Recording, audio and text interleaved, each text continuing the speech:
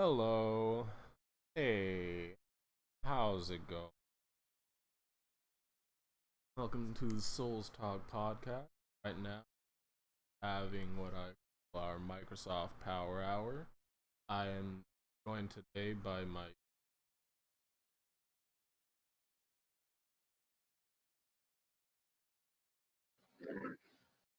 What's up? Hello, everyone. How's it going? Going pretty good. Going good. Just been busy with a whole lot of Sorry about behind the that. scene things, but I'm up, I'm hanging in there. So, I personally not a very Microsoft or Xbox. So I'm not anymore. So I am 100% willing to take back seat two. Oh, will have plenty to say about what is currently going on. Well, one thing I would like to bring up is just the fact that I mean, of course, I'm gonna have a lot of things to say, and especially since the fact that I know a lot about what's going on. But I still would like to hear PlayStation players more or less his perspective. 100%. So, like, I want to definitely look forward to that part of it. For a fact, Alex? Mm, honestly, I would like to hear other people's opinion, before because it's not bad hearing other people's opinion and what they think about. It's just I'm more of like in between, like I like it, but then oh yeah, because I can see that just because of the fact that like he grew up on the PlayStation 2, had a very negative experience with the 360, and then what was it? What your the original Xbox One? But the Red Death, oh man, but yeah, the no, Yeah. but the launch of the Xbox One, like where it was all like rough and stuff, and like oh yeah, servers were getting hacked every Connect. month.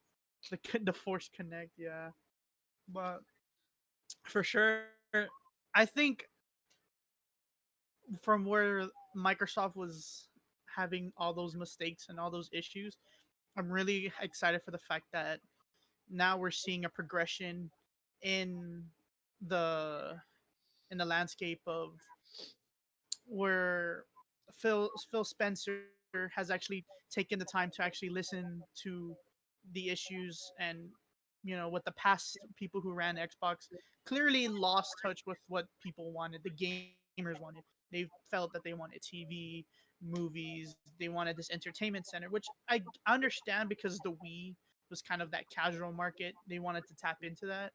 But I mean, PlayStation showed that that was a mistake they did with the PS3, trying to make it this multimedia thing. It had a very horrible launch, and now they're dominating the market because they learned from it. But now I believe it's going to be a very interesting generation just for the fact that we have two companies now that understand the gaming market. But the only difference is PlayStation's on top, and the question is we need to see if they're really going to be stepping up their game to hold that spot, while Microsoft is clearly hungry to get as many gamers as possible, with the whole spiel that Phil Spencer came out saying his goal is to obtain 2 million gamers, which is a very, not 2 million gamers, 2 billion gamers. And it's a very hard thing to do, but hearing the rumors of xCloud being on Switch so that Nintendo players actually have access to Xbox games is going to be a very, very competitive market for PlayStation. I didn't hear anything about that. That's really interesting. That is Yeah, that is true. I never heard of anything about that either. but I don't want to get into it too yet. I just want to see what we're like, see what our first part of the Microsoft you wanted to discuss about before I get into that. So, the first thing I wanted to say was Halo Infinite gameplay. Mhm. Yeah. How did y'all feel? Well, first, let me say how I felt about it. Personally, I thought it looked really cool. I thought it looked really. I haven't honestly played a Halo game since Halo 3 back when. And since then, I've only kept up Vicarious. Um, but for this one, Halo Infinite, I thought it looked nice. Oh man. Well, I can tell that 343. I mean, I always believe that 343 wanted to make a good. I don't think there's a developer out there that wants to genuinely make a shitty game.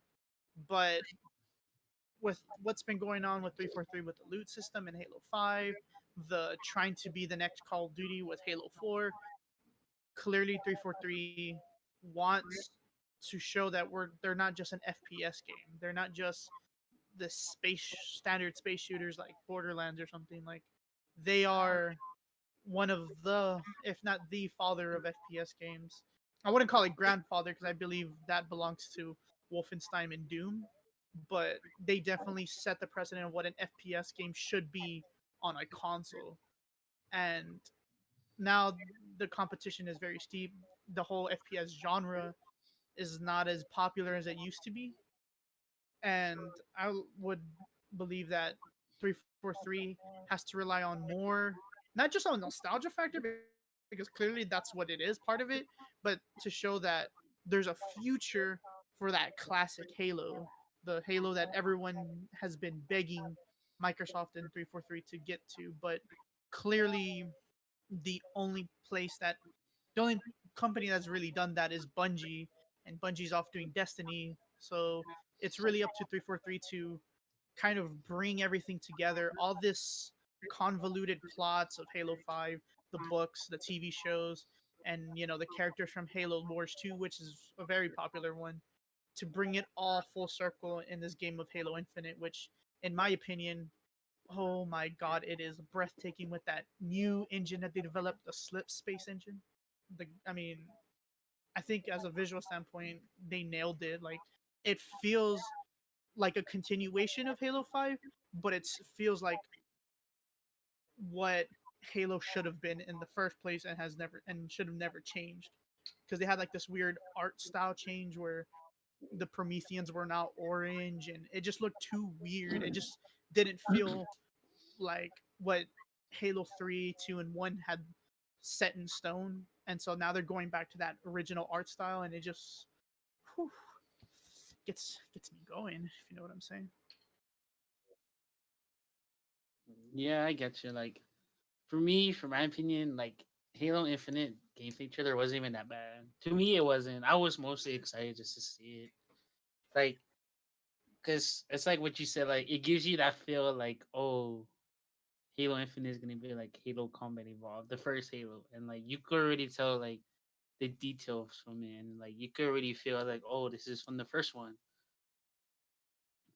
Like, cause I've been playing Halo throughout my whole life, you know, and when what I saw is like, oh damn, like this reminds me of Halo One, and it's like what they showed off, like the new mechanics, like the grappling hook, yeah, like it's there, but like yeah, it's there to help you do like to lift you, help you get bombs, help you pull in enemies, and that's fine. It's just for me, I'm more of that type of player. Is like, yeah, graphics are important, but I think gameplay is the more important one, and like the gameplay of how it feels is more important than the graphics itself. Because to be honest, like that was just a demo. They could change the graphics later on, you know. And on what I heard, what 343 is doing from now on is like they saying Halo Infinite is gonna be the last Halo, but it's not. So what they're gonna do is that Halo Infinite's gonna be the game, but they're gonna wait a couple of years, like maybe 5, 6 years, like they used to did in Halo 1, 2, and 3, and not do every single year of Halo. You know, so that's their plan of doing it. They say Halo Infinite is the last, but we all know it's not. They're just gonna wait, see what's up, see what's the progression of Halo Infinite, and then after that, they could go on to the next installment of Halo.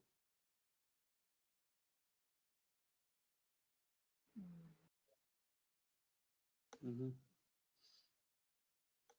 Well, Basically. honestly, Oh, I'm sorry. Go ahead. honestly, I'm most likely not going to be playing or picking up. Um, so seeing what they might have in store for the future, uh, at least for me, could be a contributing factor to me picking up the console and games. I have. Well, and here's where I think Microsoft is really taking advantage of their IP, and this actually applies to most of their first party IPs, is the fact that the Project X Cloud is a place not only to remote play, because PlayStation had a right idea of remote playing your games from away from your console. The problem is you still needed to own the console itself. You still needed to kind of have like that connection at home running constantly while you were away. just in order to properly do good remote play. And it was fine, but Google Stadia showed that like you don't really need that. You just need the software. And it had the right idea of playing through your browser, playing on your phone, TV and stuff. The problem is it was a very niche barrier since it's a new platform, and the fact that Google doesn't have so much experience in the gaming market to really to like keep that of a substantial like a, platform to play on. And I know there are people that genuinely do play it. I have some friends that play on it, but I don't go like if even if like going back into like the high school environment or college environment even currently, it's like you don't hear people say, "Hey, what's your Google Stadia ID?" or some weird crap. People say, "What's your PSN? What's your gamer tag?" And I think Xbox's XCloud is going to take advantage of that. They have a market, Yeah. and I'm sure there were people on PlayStation that owned a 360. I mean, majority of my 360 friends moved to PS4 rather than Xbox One because Xbox One had such a shitty launch, if I'm being completely honest. And the whole point of xCloud is you're gonna be able to play on your phone. You're gonna be able to play on a Windows PC, which, by the way, they also have a system called Smart Delivery, where if you buy one version of the game, you get the like. Let's say I bought the Xbox One version of this game, I would get the Xbox Series X and the Windows 10 PC version for free. No extra charge, no extra like thing. And if I own it, I wouldn't need to actually own the Xbox Series X. Rather, Project X Cloud is going to work similarly to Google Stadia, where it plays it off the cloud with no issues whatsoever. And again, everything with your Xbox account carries over. Then, not to mention, you also have Xbox Game Pass, which is a Netflix subscription, but you get to have those games at a like first party games like on day one. It's not like PSN where they're or PlayStation Now what it's called, like you having it's more of like a back catalog thing. Like if Halo comes out on whatever day it does, it will be their day one for Game Pass owners. So it is a very accessible way for even non Xbox owners to play these games. Like you could literally go this next generation without actually buying an Xbox Series X and still be able to enjoy the games. You would just have the best benefit of playing, like the best experience playing on the Series X, just because you have 8K resolutions or 4K at 120 frames, with all the bells and whistles of the console will have. But on the other hand, it's like if you're not looking for that, like if you're fine with just a 1080p, display, which is still very commonly used, or like just playing on the go, playing it on these different platforms, and fuck, even people that own a Switch, possibly may have this opportunity to play this game. Yeah. I think just the idea of like hitting the nostalgia factor is gonna be their best bet, because people don't know a lot about the current Halo, like you mentioned, but you did play Halo 3, Yeah. and you're aware of what that was like.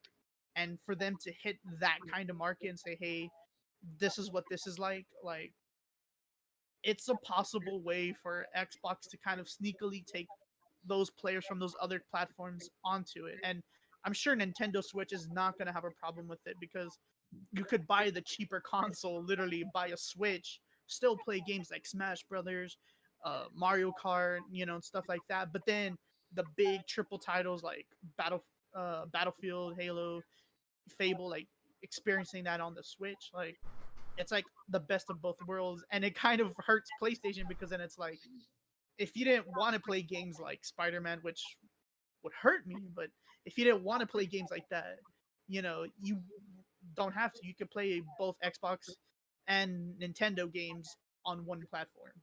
And it's such like a cool concept that really is breaking barriers between consoles, but it's definitely gonna push Microsoft way up on top if it's done right. Yeah. Alex? To me, I think Xbox is gonna hit the market. Honestly, I strongly believe that because it's like what he's saying, like both worlds, like it's not saying like pick your poison. It's like you're basically having both, and it's like that's not bad. And like I don't know if he mentioned this, but what I heard that Xbox is giving out free Xbox Live, and it's like, come on, who's gonna miss on that opportunity? Like you don't have to pay, you don't have to waste money on that. You could just have it for free, and it's like, and yeah, done. Like honestly, So the Xbox Game Pass. How much do you know about the lineup that'll be on day Okay, when so Series X? okay, so with Game Pass, um, it'll be hard to say what it's gonna look like once the console launches. I could tell you what it looks like right now. Currently, you have access to the entire Halo franchise, access to the entire Gears of War franchise. You got games like Cuphead. You got games like a few Assassin's Creed games. I think the only games that aren't really touched on is EA, but they have their own system, which is for $20 a year. You get EA access, and you get access to all the EA games. It's similar to that, but it's a very smaller library since it's just from one publisher. Yeah. I know, like for example, Rockstar on that platform they go back and forth between Red Dead and GTA for free. And so in that case, I believe when it comes to the way that's gonna work, um, for sure, all the games that they showed on that live stream, so Fable, Xbox, or sorry, Halo Infinite, um, you know, well, all those games that they showed off, sorry, it just Yeah. um will be um what do you call it? Will be available on day one on what's it called? Series X. Series X. Shit, I am sorry so bad. Yeah, I'm just like because I know there's so many games like Tetris Effect is gonna be there. Tell Me Why, or all of Ori and the Wisps. Ori and the Will of the Wisps are gonna have an upgraded version to run on 4K HDR with 120 frames. I know Obsidian is coming out. They're coming out the Outer Worlds is getting an upgrade with the Pair of Gorgon. Then they're also getting the it's like a more of a kid friendly game. It's crowd. I want to. It's called Grounded. There you go. I was trying to think of the name. Yeah, I'm looking at that one Where right now. it's such like a like just experiencing that. I know it's also gonna. They have a new RPG that they're also coming out with.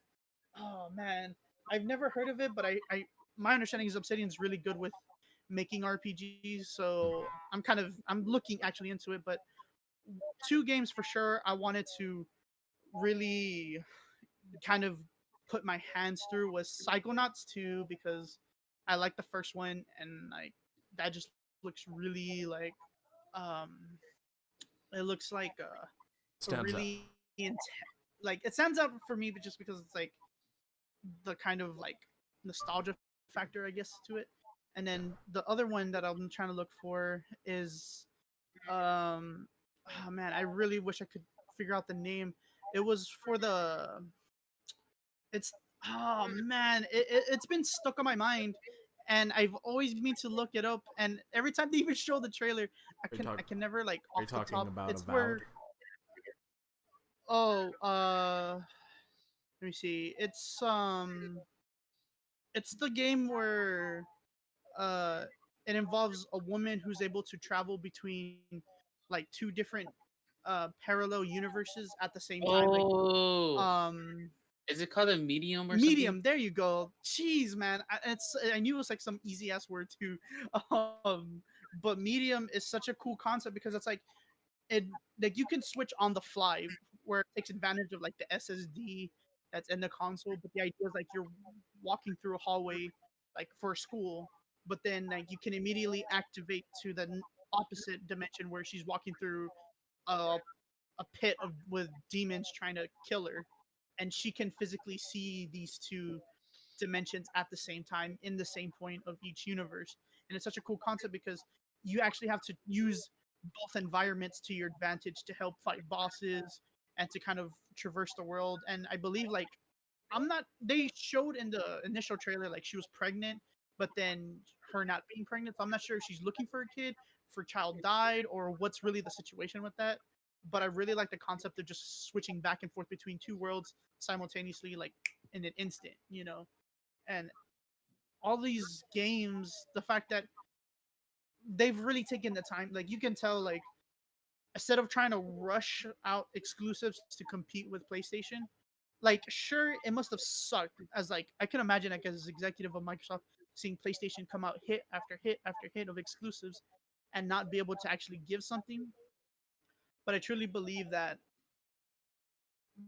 since they've been working towards it, this launch is proving that Microsoft is ready to like compete with that. And the fact that for only $15 a month Yeah. I could play all these games with friends, or I would have to go onto PlayStation and have to purchase each of these games individually.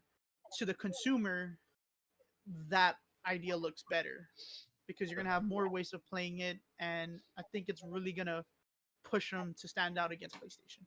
Yeah, and as far as I've seen for Game Pass, they've decided to sweeten the deal a little more too by giving you 3 months for only $1 before your subscription is to renew $14.99 for every month. Oh, yeah, no, they've been doing extreme deals to really get people. I mean, I know right now, like if you buy a console, they actually give out like usually when you get a new console, they give They you give like you free those. plus or free gold. They actually gave you Game Pass Ultimate for free for about a month, which is really cool because it's like you want people to try your service. You want people to experience it because when people see, hey, like this is really a good, service, like I want more of this, they're going to be willing to pay that more.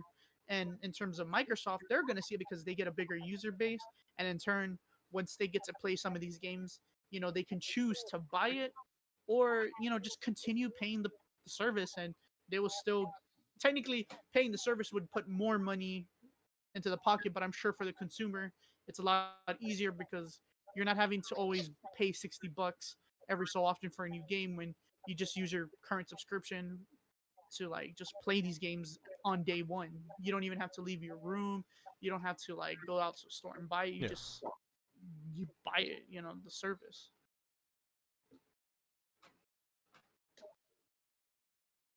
Sorry, excuse me. Um, yeah. So I'm honestly waiting for PlayStation, Sony to see what they're going to response to all these deals Microsoft is rolling out to because the well, at least specifically deals with Game Pass um stand out to me as like a very very strong step in the right direction, um at least to compete with consumers out during PlayStation showcase, like Horizon. Mhm. um So I'm looking forward to the next couple months where, in on how they plan on how they want to entice customers towards their brand, Microsoft and what. Mm. Well, one thing that comes to mind when you say that is on from like PlayStation, because you're talking about from the PlayStation standpoint, right? Like getting Yes. those people to cross over. Well, one game that always I talk about all the time is Spider-Man.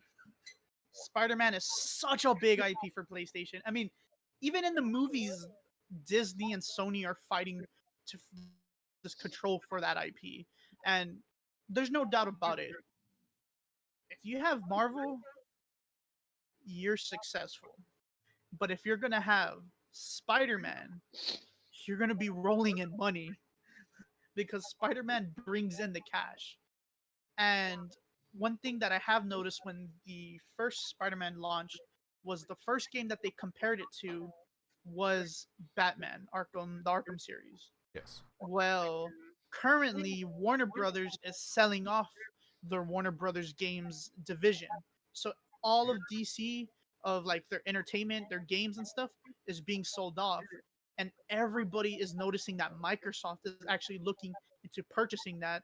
And if that happens, it's possible that the Arkham series will be an Xbox exclusive.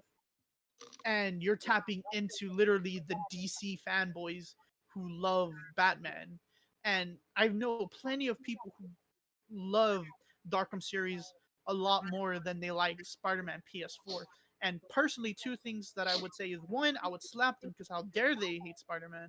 But two, uh, um, like I get where they're coming from. Like Arkham is a lot more of an established, how do you say it, franchise, Yeah. and they know the quality of the games. They know Rocksteady can produce like very high quality detail games that make you feel like the Batman.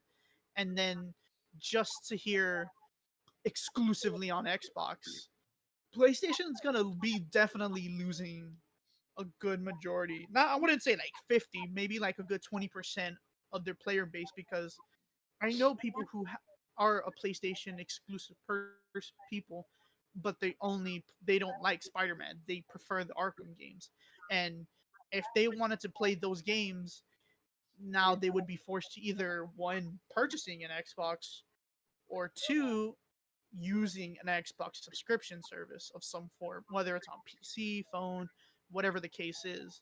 Mhm. And if that is the case, that's definitely going to be competition because then not only are you doing one exclusive, but now you're actually kind of making it a Marvel versus DC type of deal. The only difference is Marvel fans won't be that out of luck because Avengers is going to be on all three platforms: PC, Xbox, and PlayStation. So if you didn't care about Spider-Man, but you still like Marvel and you want to play the Arkham games, there's a high chance that your go-to platform would be the Xbox. Yes. And it's just kind of, I mean, it's one thing to have great exclusives. You want to win people that way, but to really hit that PlayStation market, you got to hit it directly. And two games that hit hard, Spider-Man and God of War. Clearly, they're gonna, if the Warner Brothers go through, they would hit the Spider-Man one.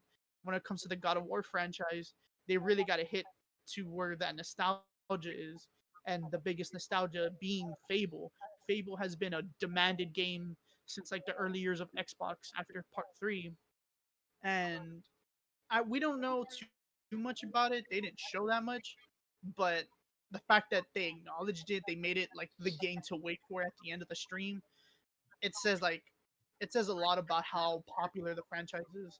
And to be honest, I've only played the first one, and it was way back when it was on my sister's crappy old Dell laptop, and it was a fun game. But I never played it since. But I have been meaning to go purchase it. Now it sounds like it's gonna be a reboot, but I have no clue. They have not said anything about it, or at least that I have heard about it, anyways.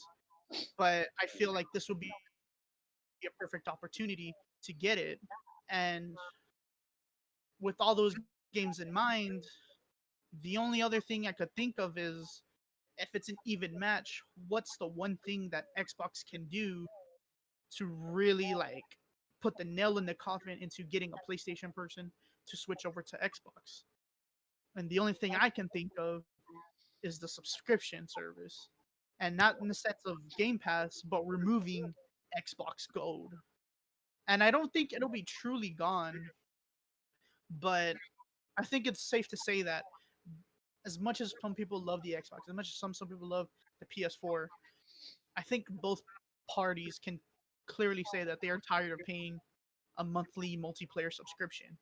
I've been playing a lot of PC lately, and it has just been such a breath of air to not even worry about paying some online like thing. Like I was just so annoyed when Alex was telling us about how our PlayStation Plus was expiring, Yeah. and instead of just like actively trying to pay it, I'm here on PC.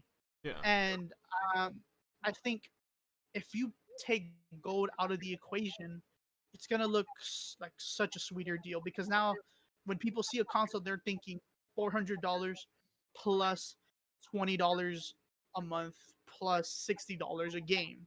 Yeah. Look at Sure. Xbox, you're paying $500 or Wow. 400, how much whatever the because they still haven't really released the prices yet on these systems. But like, let's say it was 500 for the box, and then $14 a month for the games, and that's it. You Yeah. take $60 out of the equation, and then you take the gold out. You have a lot more of a sweeter deal, and even if you didn't buy it, you could still access the service at least on a PC or again other platforms. So it's just like there's a higher chance of PlayStation players seeing this as a better opportunity. And if it really is true that the gold will be officially yanked because they have officially removed the gold year pass. Like if you Yeah. try to go buy gold year 1 year of gold, you can't. It's impossible. They removed it from the PlayStation Microsoft store, excuse me. All you can buy is 3 months and a single month. So it may be a lot sooner than we initially thought, but I mean, I don't know how somebody could pass on the deal of free Xbox Live. Like, it is such a tempting deal, and as much as I like a lot of the exclusives on PlayStation, if I really truly had to pick, bank like for money wise, especially with the current pandemic, which is another factor into like looking what you're gonna buy, the Xbox seems like more of the cost efficient way to go, assuming they're probably going to be the same price. And it's going to hurt PlayStation if they don't, announce something big upcoming like real soon, or maybe even the playing field by as well removing the PlayStation Plus subscription. I don't know. We'll have to see. So even taking the hypothesized $70 base price for going forward on next gen consoles, having that 100 games or however many are going to be as for X, already puts it pretty far ahead of PS5 in terms of uh, cost efficiency. Seeing how PlayStation never had anything like that and hasn't mentioned any sort going PlayStation now, at least worth it. Um, so honestly, taking all of it and switching from PlayStation, even if you don't want to pay out however much, at least playing on PC, something simple, small, um, same choice rather than buying the system, buying, paying for this, and still having to pay more every month. As Xbox, you would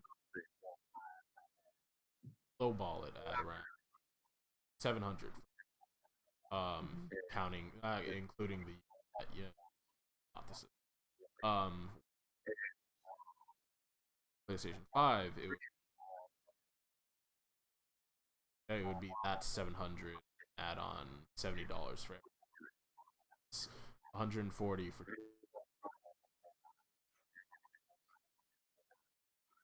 They have all these exclusives, but if you're going to be paying $70 for each one, in addition to subscription for the system, it doesn't seem like a very investment, especially if trying to be as economical. Also, I mean, a part of me tells me that PlayStation might have it the same way, but officially, Microsoft has stated that everything that you own in terms of accessories for your current Xbox One will work automatically. No updates, no nothing. Will work day one on your Xbox Series X. So controllers, headsets, accessories, Connects, all that will technically speaking, will as well work on the Series X. So that's another money saver for most other people. But PlayStation has only confirmed that a handful of games. Well, actually, it's not really a handful. That's an over exaggeration. I would say like maybe about like Some 80%, 80 to 90% of their PS4 library will be backwards compatible on the PS5. Xbox One or Xbox Series X, all Xbox One games will not only work on Series X, but it'll be optimized for Series X with higher frame rates, better visuals, and not to mention with their backward compatibility system with 360 and original Xbox games, you already see a larger library being there. And then like imagine if you were a person that had like external hard drives Yeah. like this current gen. Like I know it's a very common thing now because games take up so much room. Yeah. They I just have. work.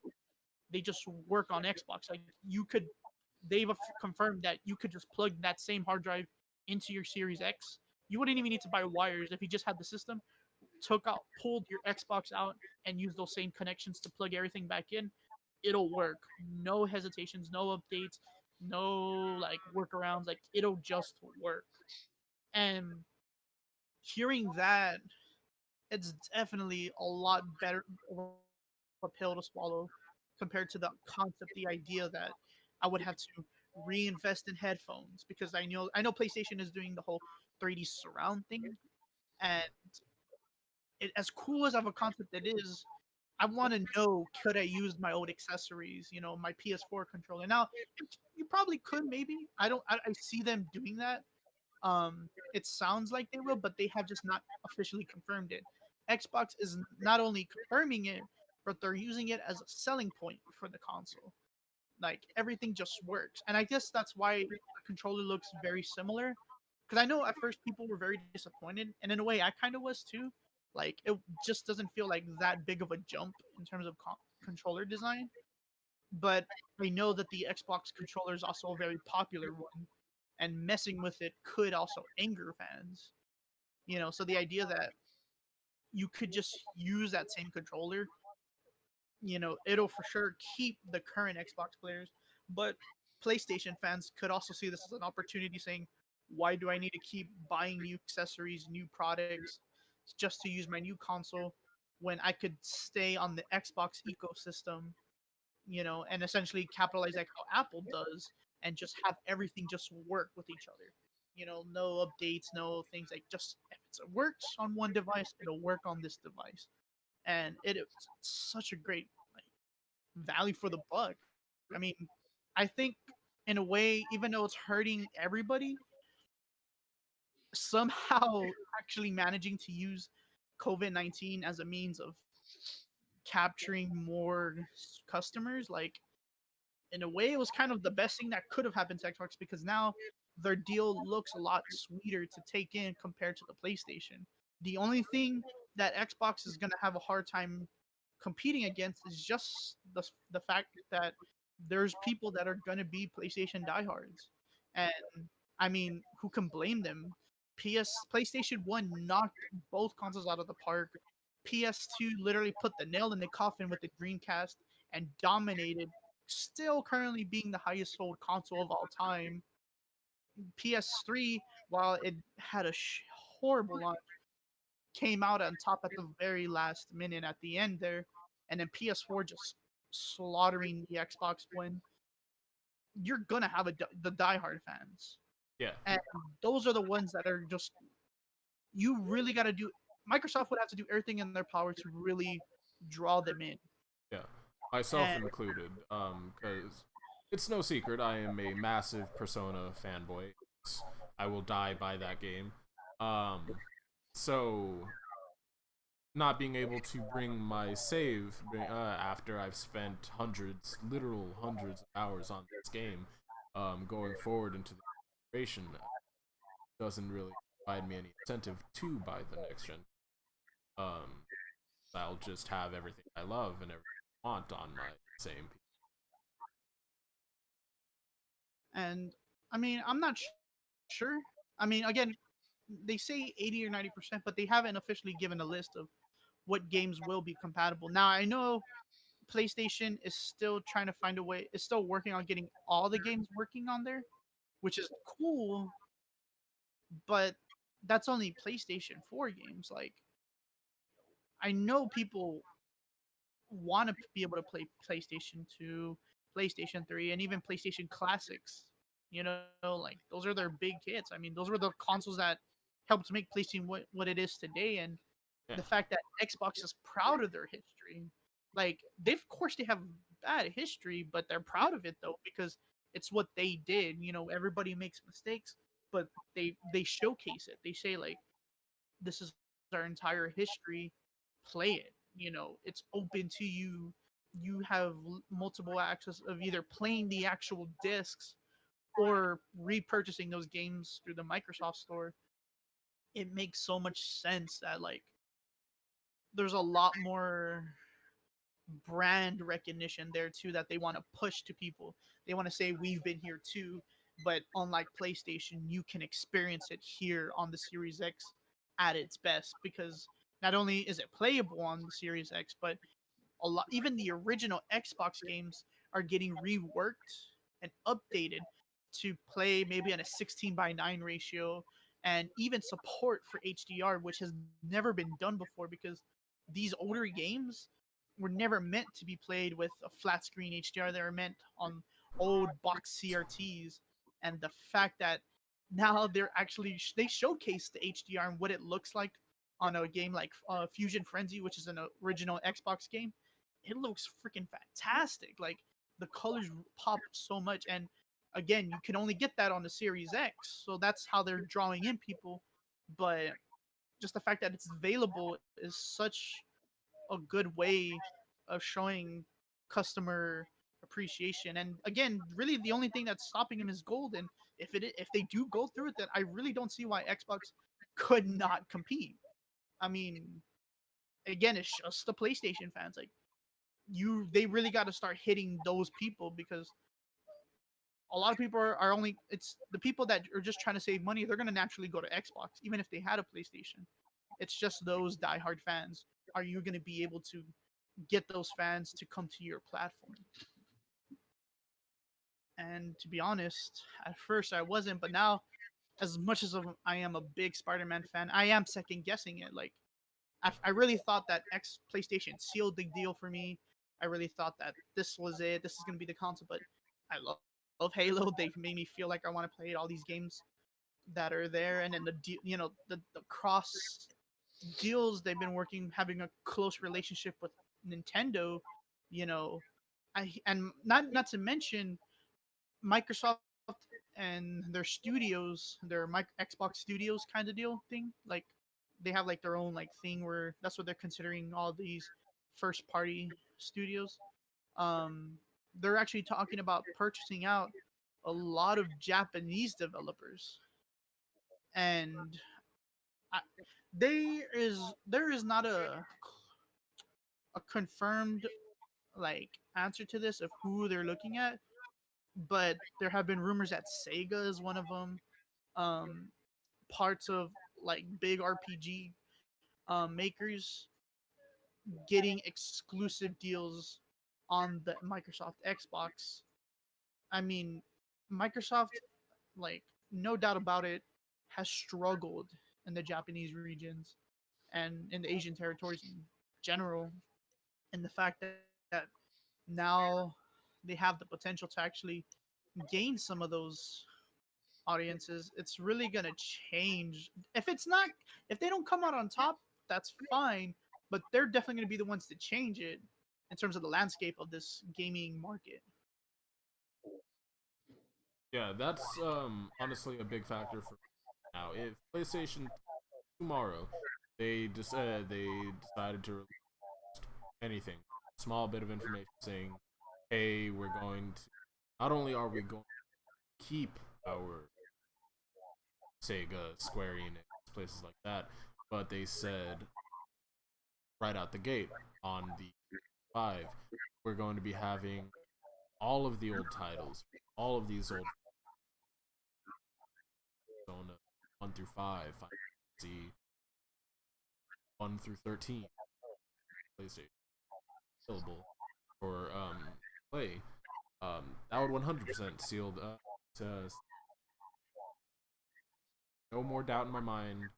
I would 100% and be committed to it. But seeing as they've only shown their exclusive are and everything they have been, it's just not a viable option so far. Like, I love what I've seen, and I would love to get it. Not something I would put on. I would put at the top of my priority. Whereas Xbox, if they're able to follow through promises, and if they're able to saying, it would honestly put it well and above it for me. And I've been PlayStation fanboy life. I've even when I did have an Xbox, past 3, not an Xbox. I've always had, I've always used friends and family. So if they were able to, well, me personally, I don't see how they would. I don't think they would have much trouble pulling in that same direction. Yeah. That's a very valid point. But I know one other thing that also helps Microsoft in terms of gaining more of a user base is public figures. And in terms of the PC world, I mean, players are going to be, out of all the platforms, PC players are the hardest ones because they have the best of the best experiences. They don't have to stick to one thing. Like if they don't like Steam, they don't have to use Steam. There's hundreds of different kinds of platforms they could be using on their system. Like there is no reason for a PC owner to really at least even consider using an Xbox like feature kind of deal. And then you have all hail Gabe Newell over here who famously just recently came out saying that if he had to choose between the Series X and the PlayStation 5, no doubt, no hesitation, uh, he says like 1,000 to 1, he would choose the Xbox Series X to develop for. Which one is obviously going to bring a crap ton of developers because again, this is the guy that's behind Steam, Half Life, Counter Strike, Dota. You know, like he was that guy. But of course, PC players are going to see that and they're going to see like, oh well, this guy does it. I mean, it's very common, like even in political talks, in movies, like they see a celebrity or public figure, they're gonna be like, oh, this guy knows. I like this guy. I agree with everything he says. Oh, he says he likes this. Well, then he must be right, you know. And then I'm looking at it right now because I'm trying to see anything new that might have came up in the last few seconds. I had no idea. Um.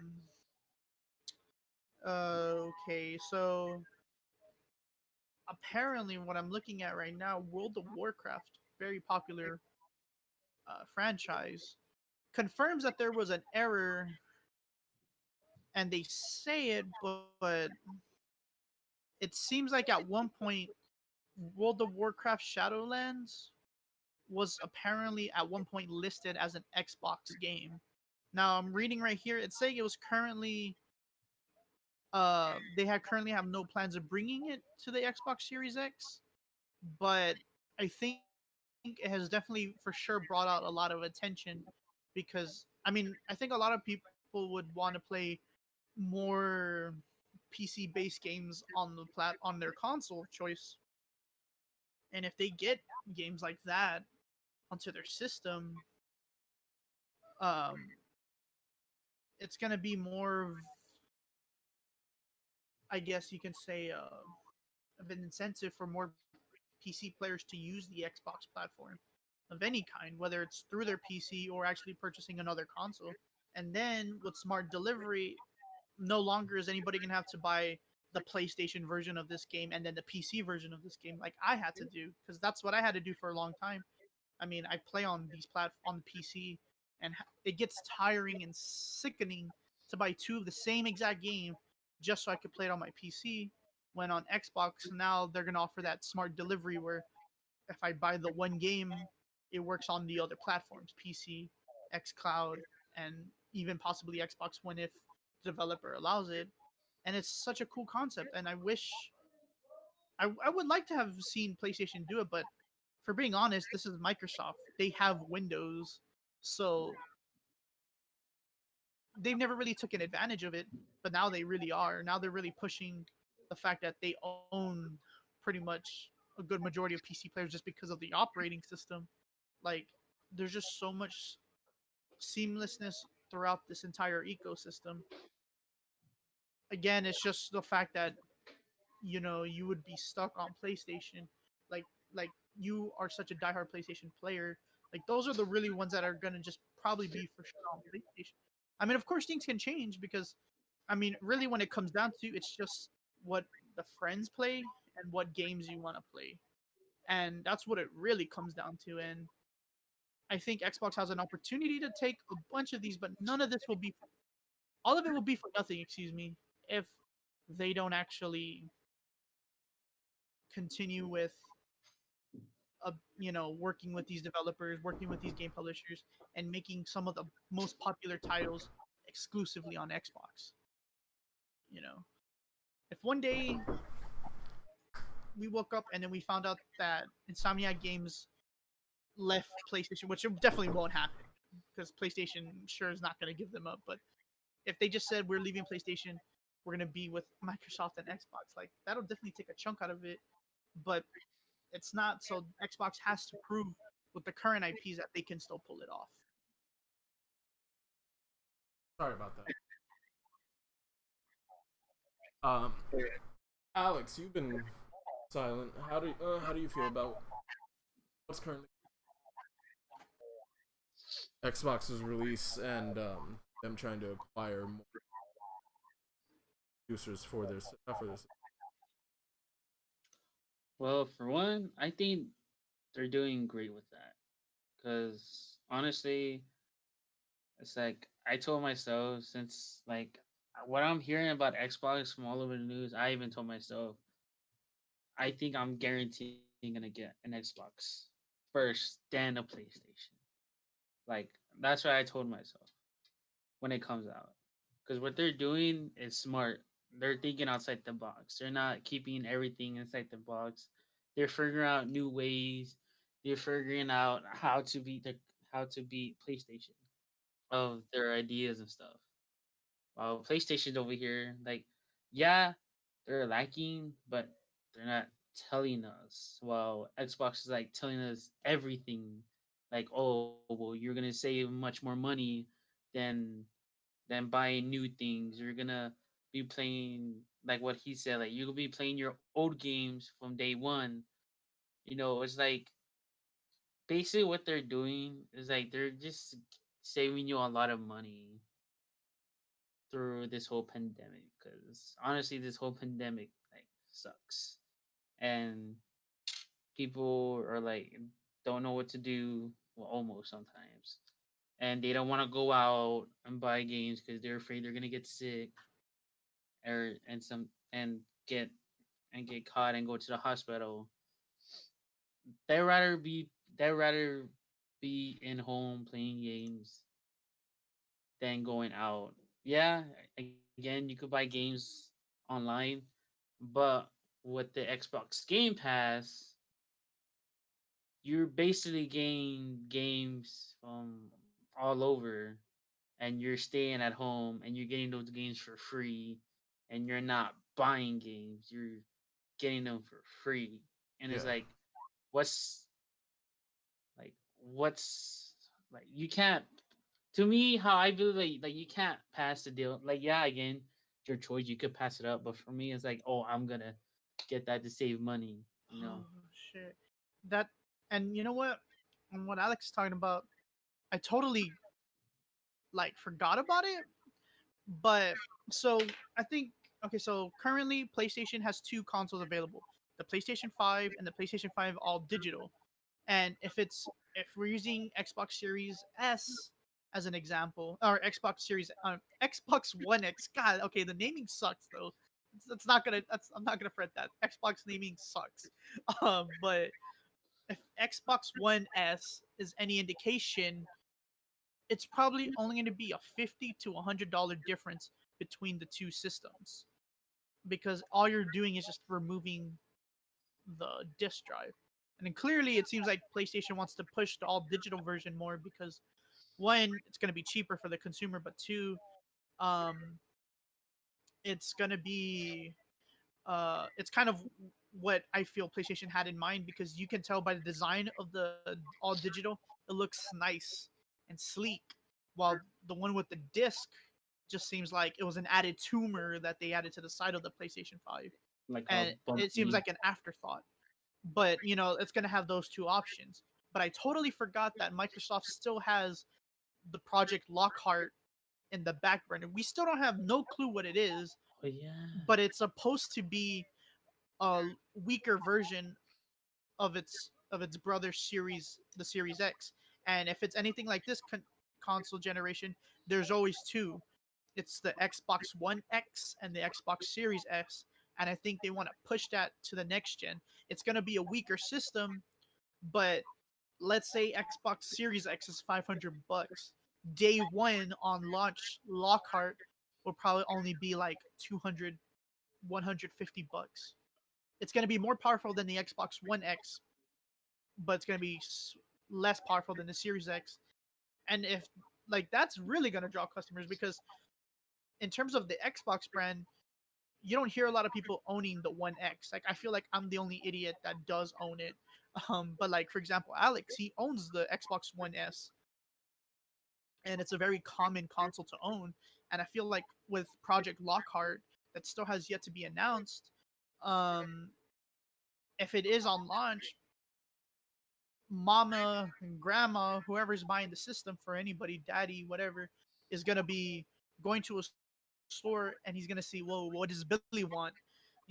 But then he sees, whoa, PlayStation 5, $500, Xbox Series S, only 150 or 200. Like, for a parent, that's gonna look like a way better deal, because you're not paying as much for a console and you're still getting those same games that's on Series X. So I really totally forgot about that, but that definitely does change how that looks, because I mean, again, nothing has been officially announced, but it is a for sure project that Microsoft is working on. And if it is anything like that, it'll definitely be something that is going to put a dent in PlayStation sales, because again, due to the pandemic, people don't got money to be spending all the time. People are working from home. They're not making as much money. People are losing their jobs. Unemployment is getting higher. If people really wanted to play that experience, they could buy the cheaper console. They could buy the more expensive console if they could afford it, but the games won't be as high. And if they wouldn't want to do any of that, they could just pay for the subscription and pay straight off their phone or their current laptop, or in this case, if they own an Xbox One, continue playing off that, and still Microsoft will see that revenue come in. Because really, it's not gonna what it looks like from what I'm seeing with all the stuff that Microsoft's doing. It's not really about selling the console. I mean, of course they want to sell it. It's not like they don't, but they're trying to get the gamers. And the way you're going to get the gamers is not through the system. It's going to be through games and accessibility through these games. And the fact that they're going to have so many ways of accessing the Xbox games, I don't really see Microsoft struggling financially. We may see low numbers, but that's going to be because Xbox is stretching themselves really thin. But it probably will pay off when it comes to the point where even PlayStation players are going to be having access to Xbox services. And of course, PlayStation probably will not allow um, Xbox or Cloud Project X or whatever it's called to be on PlayStation. But when Google Stadia was first coming out, PlayStation and or Sony and Microsoft had already came up with a deal. They're together. We're going to use Microsoft servers to both push their own version of their cloud compute gaming to compete with Google Stadia. So even if PlayStation does come with their version of playing PlayStation games wherever, whenever, it's going to be using Microsoft servers, and that's money that Sony and PlayStation are going to have to pay to Microsoft, and in turn, it's going to go straight back into their Xbox, like um, Xbox services. So I have no clue what's really going to happen, but I know that PlayStation 5 for sure is looking into adding more um what's it called, features. Like I know they just recently came out saying that they're looking at adding more features to it. I'm just not sure what exactly they're going to do, but whatever the case they choose to do, all we can hope is that it's going to be enough to really keep that stronghold in the gaming market. So Xbox looks like it's not going to be getting kicked in the dirt anymore. It looks like I got tired, and they're ready they're ready to break this market into an even 50-50, because right now I think it's like 70-30, something like that. I bet it is. It's been pretty shocking to me how well Microsoft has come swinging, and like it's to be expected them having little their release after after the PlayStation. It's within reason to expect that they would be able to put out more.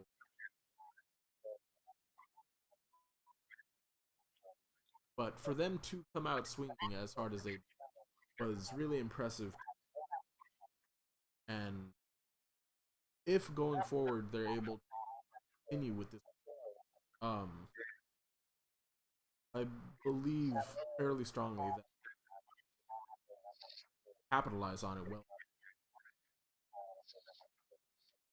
market at the very least,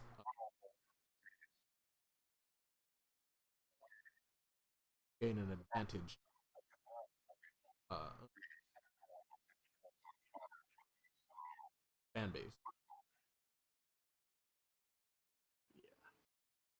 But yeah, that I I I appreciate y'all joining. This was a rather long one. I was thankful for to have both of you consider. I don't on and so being intelligent, passion for it. Um, Thank y'all. No Um, problem. You're welcome. I think there y'all would have anything. Uh, well, I don't know if Alex has anything to say. He wants to say something Um, first. all I'm gonna say, I hope everyone's being safe in the pandemic. Make sure you guys are cleaning your hands, being safe, being sanitized. And again, just stay safe. Yeah, As for me, I just want to say, one, I apologize for the lack of live streams. I've had a lot of technical difficulties, but for sure, hopefully, once my new equipment comes in, I'm gonna get right back on live streaming. So I definitely regret not live streaming for the last few days. It's almost been a week and a half. It feels weird. It definitely didn't feel right, but I'm excited to start streaming again. So hopefully I can get back on that. And yeah, like as Alex said, stay safe, wear a mask if you can, or at least the very least, just make smart decisions. yeah. That was a nice message to end on. As I said, be safe. I don't actually. Um,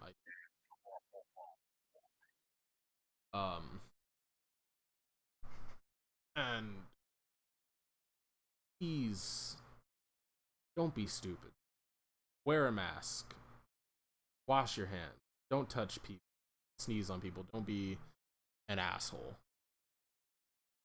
Uh, and if you can do that, till then, thank you for